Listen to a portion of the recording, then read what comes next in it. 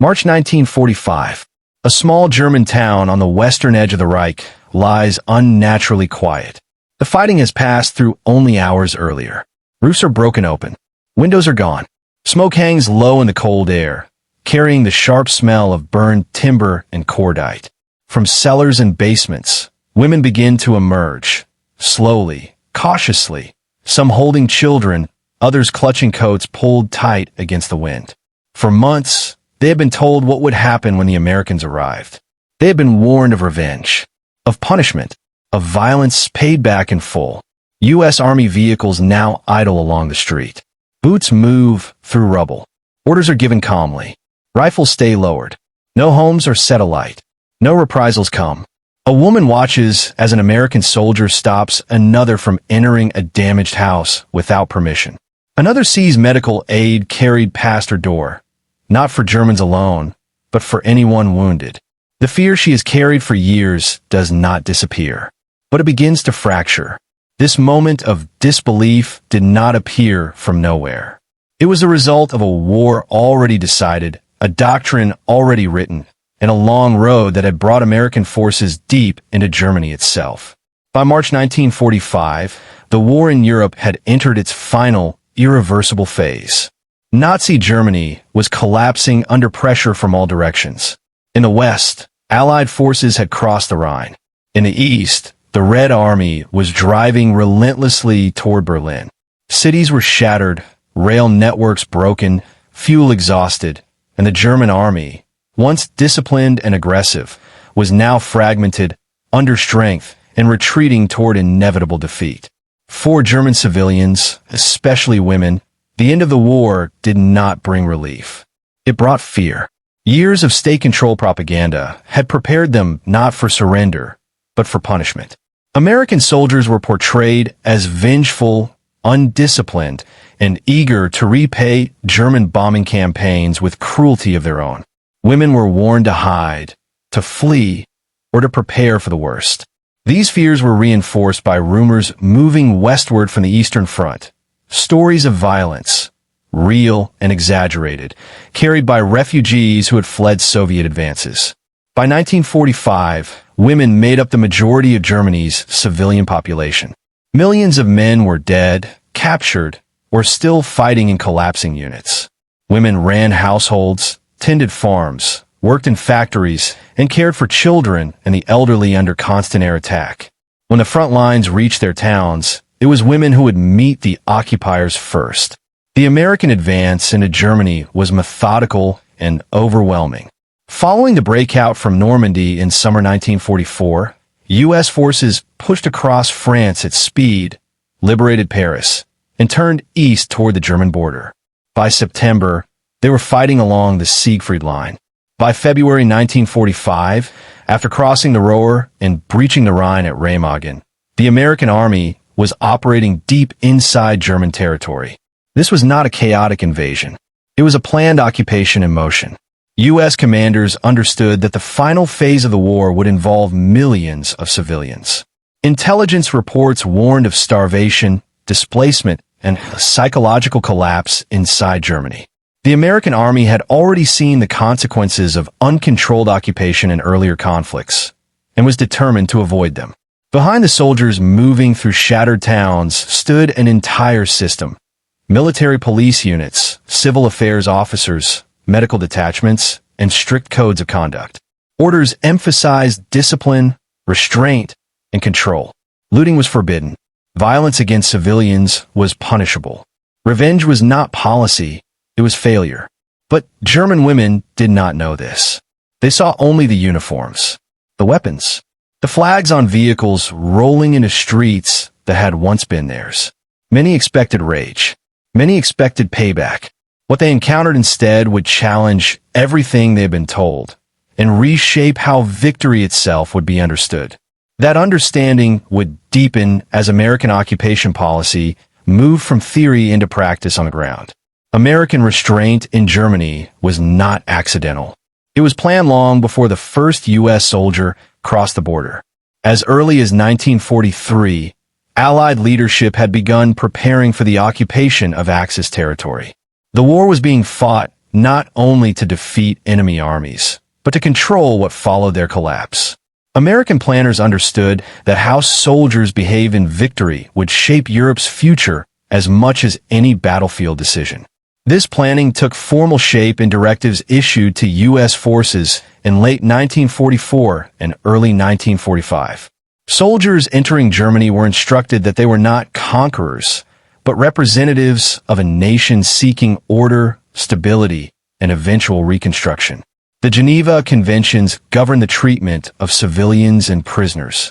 Violations were investigated. Punishments are real. Military police units were among the first elements to enter newly captured towns.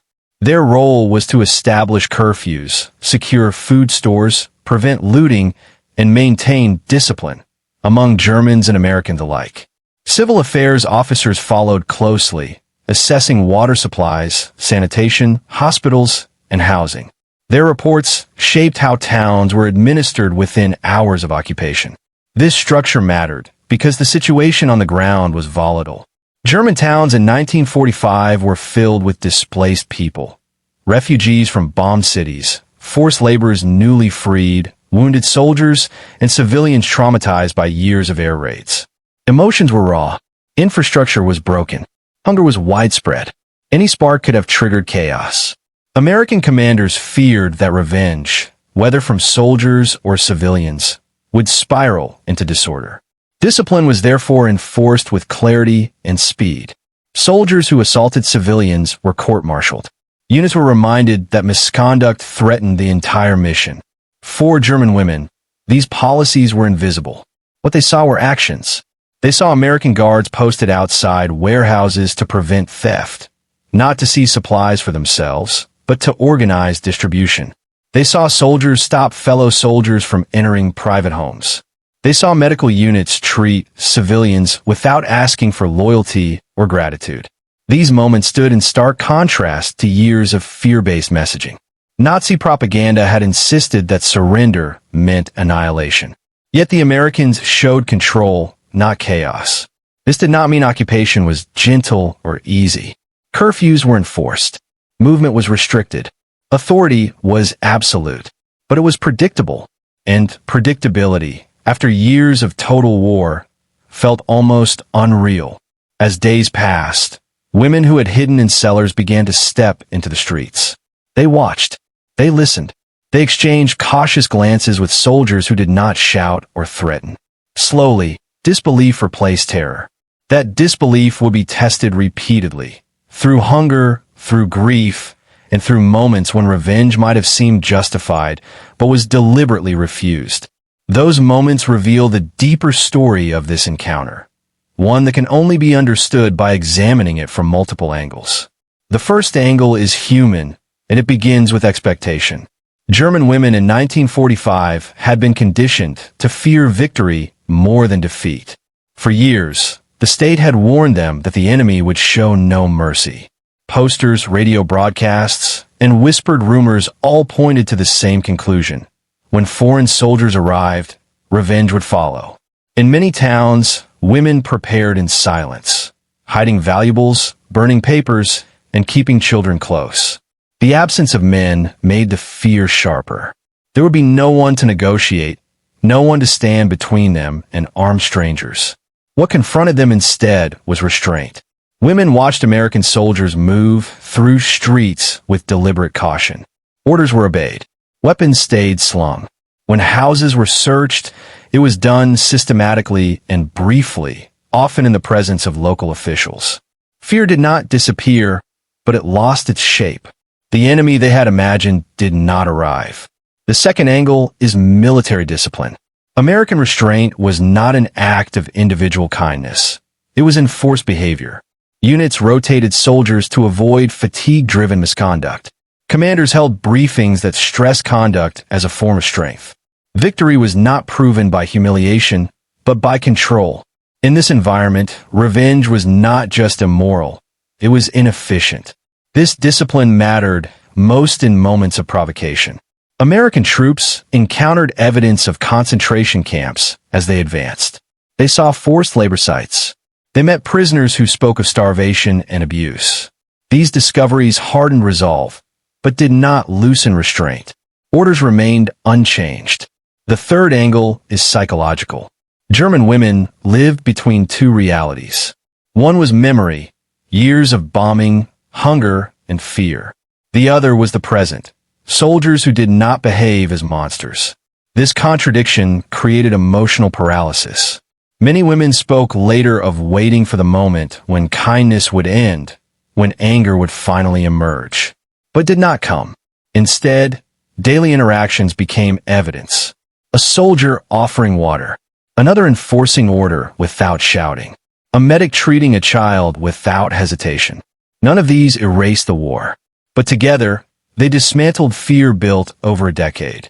This growing tension between expectation and experience set the stage for moments when restraint would be tested under far more difficult circumstances. Those moments would define the true meaning of refusal.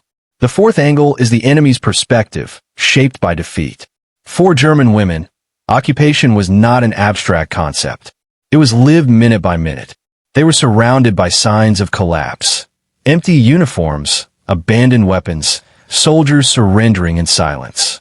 Authority had vanished almost overnight. In its place stood a foreign power with absolute control. Under such conditions, fear did not come from what Americans did, but from what they might still choose to do. This uncertainty made restraint powerful. When American units prevented looting, even by former forced laborers seeking revenge, women took notice. When guards intervened to stop violence between civilians, it challenged assumptions. Order, not vengeance, was the priority. In towns where revenge killings might have been expected, none came. The fifth angle is moral, and it is uncomfortable. American soldiers had reasons to seek revenge. Many had lost friends in combat. Some had come from cities bombed by German submarines and aircraft. Others had seen camps, bodies, and evidence of systematic brutality. The emotional weight of these discoveries was immense. Yet restraint was chosen repeatedly. This was not forgiveness. It was containment. The refusal to take revenge was a decision to separate justice from rage. War crimes would be documented. Trials would come. But collective punishment of civilians, especially women and children, was rejected. The sixth angle is cultural. In the months after occupation, women became the primary point of contact between American forces and German society. They queued for food. They managed households under rationing. They dealt with authorities daily. Their experience shaped how occupation was remembered. Many later describe a moment when fear gave way to disbelief.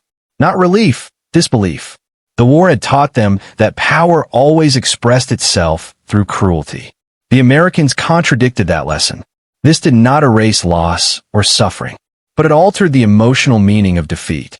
Victory, they realized, could be quiet. That realization would reach its clearest form during specific moments. Moments when revenge seemed inevitable, and yet was deliberately refused. Those moments formed the turning point of this story. The decisive test of restraint came not in calm moments, but in confrontation. In April 1945, as American units pushed deeper into central and southern Germany, they began encountering undeniable evidence of the regime they had defeated. Near towns such as Ohrdruf, Buchenwald, and later Dachau, U.S. forces uncovered concentration camps and satellite labor sites. The scenes were documented by military photographers, doctors, and chaplains. Emaciated survivors, mass graves, buildings heavy with the smell of death. For many soldiers, this was the first time the abstract enemy became tangible. Commanders understood the danger immediately. Anger ran high. Some troops spoke openly of revenge. In a war that had already taken millions of lives, restraint was under its greatest strain. Orders were reinforced. Units were reminded that civilians were not combatants. That responsibility lay with individuals and institutions, not entire populations. Military police increased patrols. Officers remained visible. Discipline became non-negotiable. In nearby towns, German women sensed the change before they understood it. Soldiers moved with heavier expressions. Guards doubled. Conversations grew shorter. The air felt tighter. Many women believed this was the moment when punishment would come. Instead, it did not. American troops secured camps, documented crimes, and brought in medical aid. Civilians were compelled to witness what had been done, not as revenge, but as record. Women were ordered to assist with burials, sanitation, and relief work, under supervision and without violence. The purpose was exposure, not humiliation. In towns adjacent to camps, no mass reprisals followed. Homes were not burned. Civilians were not assaulted. Soldiers who acted out of rage were removed from duty. The line held. 4 German women watching from doorways and windows. This restraint felt incomprehensible. They had been told that discovery would bring destruction. Instead, discovery brought control. The refusal to take revenge at this moment, when it would have been emotionally easiest, marked a clear turning point. Fear did not vanish, but disbelief hardened into understanding. This pattern repeated itself across the occupied zones, spreading quietly from town to town. And as Germany's surrender approached, that refusal would take on even greater significance. By late April and early May 1945, the war in Europe was ending not with a single moment, but with a slow unraveling. German units surrendered by the thousands. White flags appeared in windows. Roads filled with refugees moving in every direction. Authority dissolved into paperwork and exhaustion. For American forces, the challenge shifted from combat to control. This was the most dangerous phase. Victorious armies historically faced their greatest moral test after the fighting stopped. Without the structure of battle, discipline could fracture. Revenge could become personal. In Germany, American commanders understood that the absence of resistance did not reduce risk. It increased it. Occupation orders were tightened, not relaxed. Soldiers were rotated off frontline duty. Alcohol was restricted. Patrols were increased in civilian areas. Any misconduct towards civilians, particularly women, was treated as a direct threat to order. Courts-martial continued even after surrender was declared. 4 German women. This period confirmed what earlier moments had suggested. There was no settling of scores, no collective punishment. In towns that had endured years of bombing, American soldiers enforced calm instead of chaos. When looting broke out, it was stopped, regardless of who attempted it. When disputes arose, military police intervened with authority, not violence. News traveled quickly among civilians. Women exchanged stories at water pumps and ration lines. In one town, Americans had protected a group of women from harassment by displaced men. In another, a soldier had been punished for misconduct. These accounts were not celebrated. They were whispered cautiously, as if still unbelievable. The moment Germany surrendered unconditionally on May 7, 1945, many women expected something to change. A release of anger. A reckoning. It did not come. American forces remained firm, distant, and controlled. Victory was declared. Revenge was not. This quiet consistency transformed fear into something else. An uneasy trust shaped not by words, but by repeated refusal to cross a line. That trust would shape the months that followed, as occupation turned into administration and survival replaced surrender as the central concern. The days following Germany's surrender were both fragile and revealing. Across towns and villages, civilians began to assess the reality of occupation. Women, in particular, emerged from basements, cellars, and hidden corners to reclaim what little daily life remained. Streets were still scarred from shelling, rubble lined the roads, and damaged homes bore the marks of hurried evacuations. Yet, the American presence, disciplined and predictable, allowed a sense of order to re-emerge. For many German women, disbelief gradually shifted into cautious observation. Soldiers did not demand homage, nor did they issue collective punishment. They oversaw distribution of scarce food, supervised medical aid, and maintained security without resorting to intimidation. In some cases, women were asked to help identify local infrastructure needs or assist in clearing debris, always under supervision, never coercion. Reports from military units noted that civilians were often stunned by this approach. One U.S. officer recorded that women looked at us as though the world had flipped upside down, unsure whether to offer thanks or remain silent. These observations were mirrored across the occupied zones, from villages in Bavaria to towns along the Rhine. The shock was universal. Power without cruelty was disorienting. The refusal to take revenge also had immediate practical consequences. Looting, assaults, and disorder, common in prior conflicts, were markedly reduced. Civilians began to negotiate rations, engage with local authorities, and organize basic community recovery without fear of reprisal. German women, many of whom had been managing households alone for years, became critical intermediaries, guiding occupation authorities through the social and logistical challenges of a devastated country. The presence of American military police reinforced this calm. Soldiers patrolling streets, supervising checkpoints, and enforcing curfews made the occupation predictable. Discipline among U.S. forces was strict. Even minor infractions were documented and punished. This approach prevented isolated acts of revenge from escalating, providing a model of order at a moment when chaos could have returned at any turn.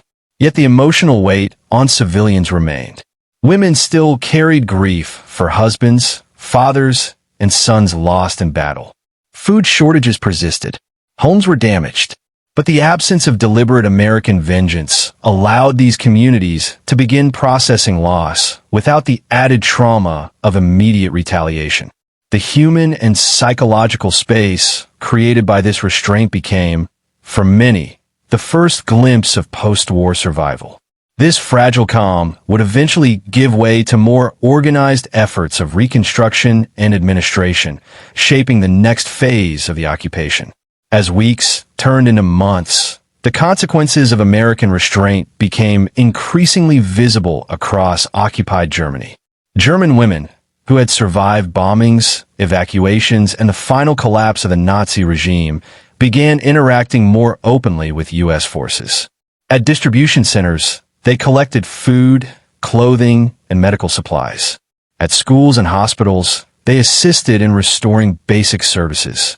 The presence of disciplined, non-vengeful soldiers made cooperation possible, even for those who remained wary of the enemy. Diaries and post-war testimonies repeatedly noted the same sentiment. The Americans could have punished us, but they did not. That disbelief became a defining feature of civilian memory. The psychological impact extended beyond daily survival. Women who had feared the worst learned, over time, that restraint could coexist with power. This observation influenced how communities rebuilt trust and social order. In towns where revenge might have seemed inevitable, quiet compliance replaced terror.